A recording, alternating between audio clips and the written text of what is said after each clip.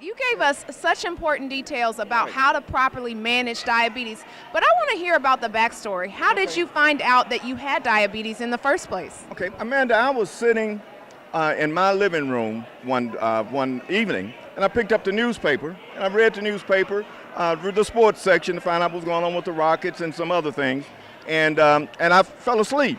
And so I went to bed, I got up the next morning, and I picked up the newspaper, and I couldn't see a thing.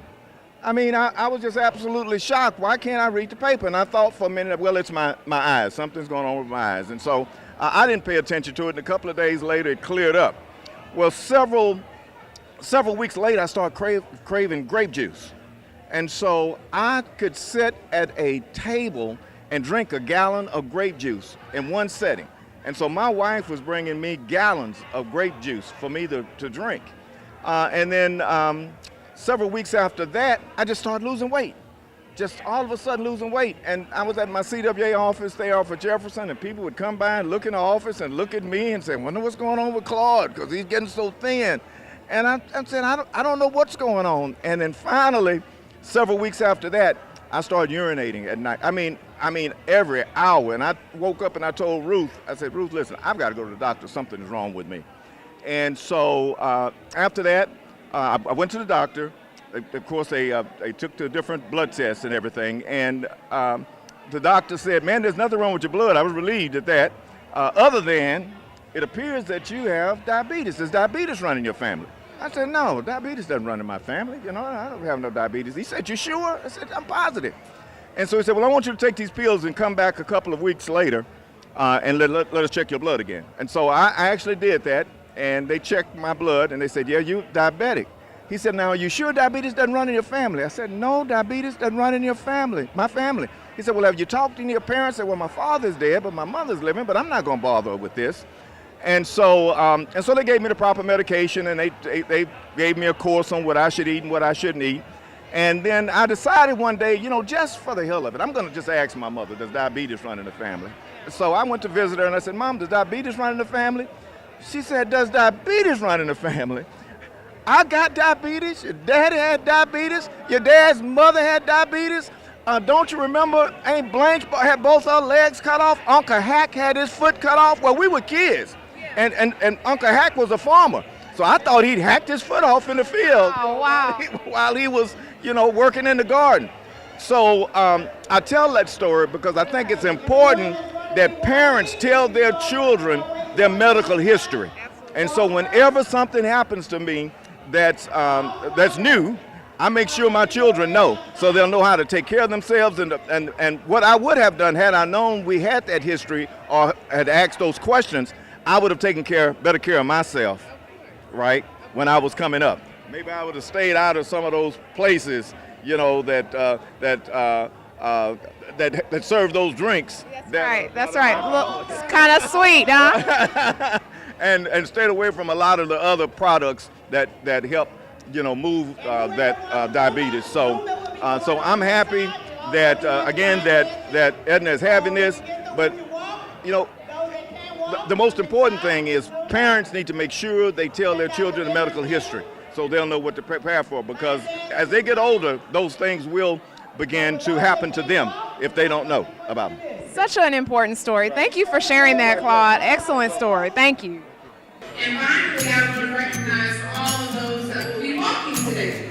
So give yourselves a round of applause. Get ready. We're trying to make sure that we promote that diabetes awareness is a preventable disease. If you're talking about type 2 diabetes, and it affects so many people in our community. What we got to do is live and act healthy so that we can prevent preventable diseases like diabetes type 2. So give yourselves a round of applause. Get ready to walk.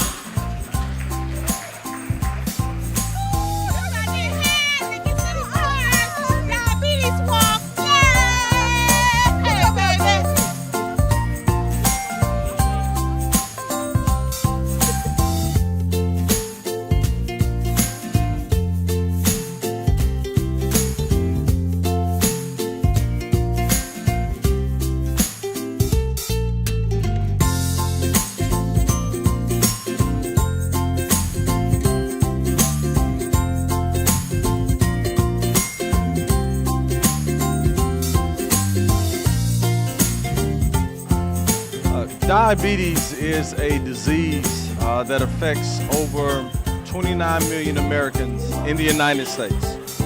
It is really prevalent among African Americans and Hispanics. And really, diabetes can be controlled, but it just depends on the individual. It takes one word, absolutely one word, to determine how you're going to live or the quality of life in which you're going to live, and that's discipline. Discipline is the word. Controlling what you eat, and then even after you control what you eat, decide that you're going to exercise. And if you do those two things, which takes discipline, you can take control of your life and again, stop a disease that has a serious effect on the quality of life that you are going to live. And so I want to encourage everyone who hears this and who sees this to be disciplined.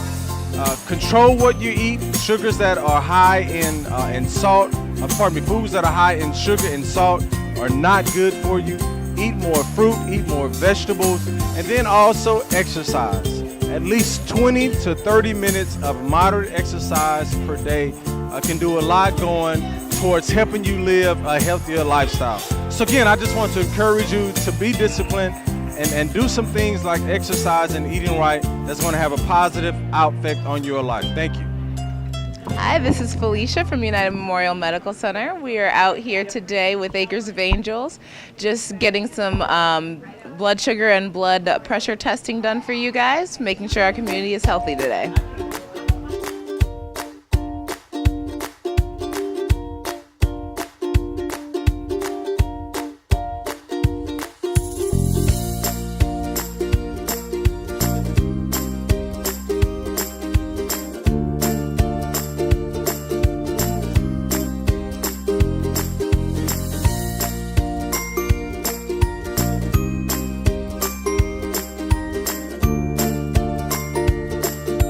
I'm Judge Eric William Carter, your friendly neighborhood justice of the peace here, Precinct 1, Place 1. Just wanted to come by and say hello.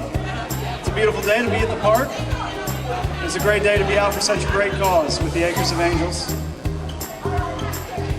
Ms. Edna, thank you so much for having me out today. It's an important cause. A lot of people suffer from this terrible affliction. We do everything we can to go out and spread awareness for it, spread education, and try to help and treat as many people that have this terrible disease as we can. So again, I'm Eric William Carter. I'm out in support of the Acres of Angels and in support of this great cause. I appreciate you. God bless you and God bless Texas. Thank you. This is where I retired from 67. Oh, did you? Yeah. Okay. Yeah, did 30 years of it. You have to come check it out in our stations. Yeah. Welcome everyone to the Family Day at Lincoln Community Center. Special shout out to the Acres of Angels for your wonderful diabetes walk. Welcome and thank you for coming. Lincoln Community Center is one of the programs by Commissioner Ellis, and we are in fabulous Acres homes. We do programming for seniors, youth, and the community at large. We want you to come on out.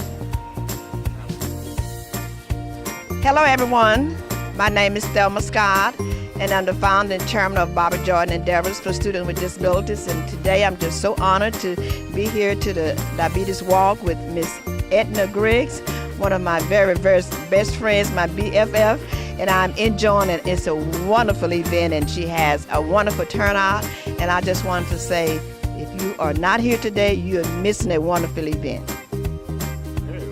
Okay, I want to thank all of y'all for coming out and being a part of the Acres of Angels 4th Diabetes Walk. I'd like to thank Claude Cummings with Communication Workers of America for being our sponsor for today. And we want to thank all our vendors that came out and being a part of this. Stepping Stone line dancers are out here. We just got through doing Zumba. We also have in the house with us, and we'll talk to her a little bit more, we have Diane Troutman here. We also have Risha Thomas, who's with our Office for the Commissioner of Precinct 1. Rodney Ellis is here. So we just enjoyed and thank everybody for coming out. Cedric is somewhere in the house. Cedric, we want to thank you for allowing us to come out to Lincoln Park and make this happen. Thank y'all so much.